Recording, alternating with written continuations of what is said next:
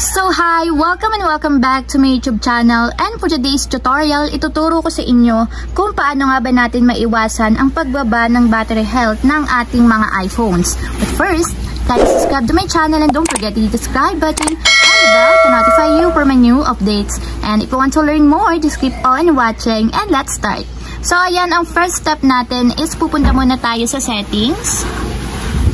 So ayan, dito sa settings, i-scroll down lang natin and pupunta muna tayo dito sa general. So itatap lang natin yung general. And then dito sa general, hanapin nyo lang yung background app refresh. So ayan, dito sa background app refresh, itap na natin itong background app refresh.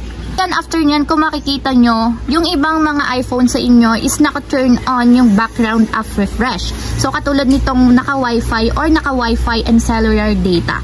So dapat naka-turn off palagi ang ating background app refresh para makalas tayo ng battery consume ng ating mga iPhones. So malaking tulong to kasi kahit hindi tayo gumagamit ng ating phone, hindi nagra-run ang mga apps na ginagamit natin dito sa ating iPhones. So ito yung unang tips natin para ma-maintain ang battery health ng ating iPhone. So kailangan naka-turn off yung ating background app refresh. So ayan, ang second tips naman is balik tayo dito sa settings.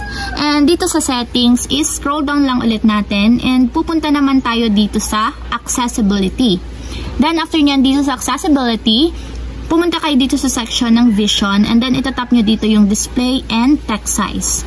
And then dito naman sa display and text size, scroll down lang natin and hanapin nyo dito yung reduce white point. So ang gagawin nyo lang is ito turn on nyo yung switch button.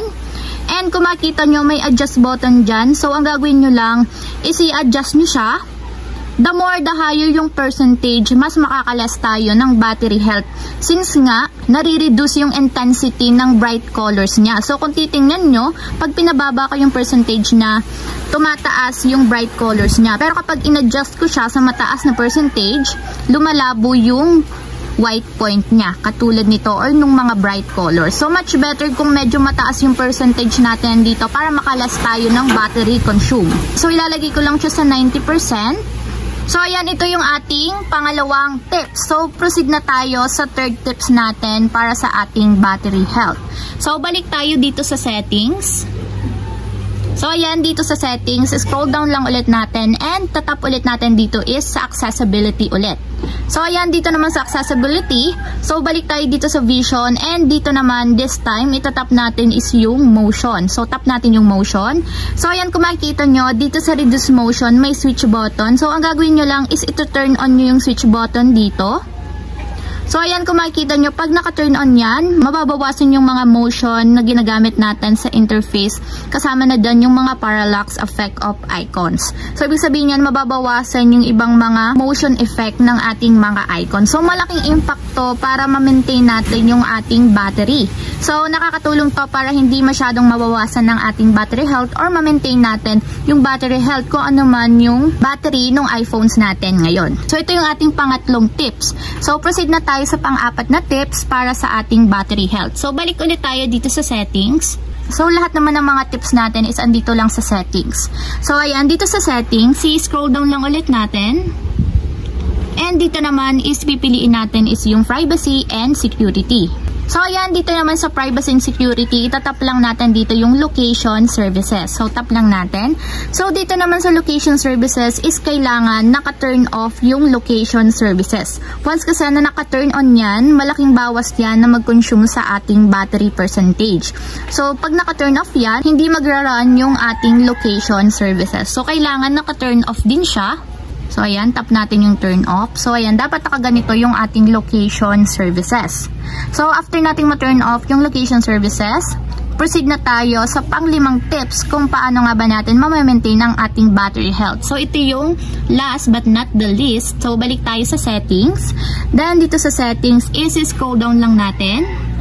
And itatap ulit natin dito yung privacy and security.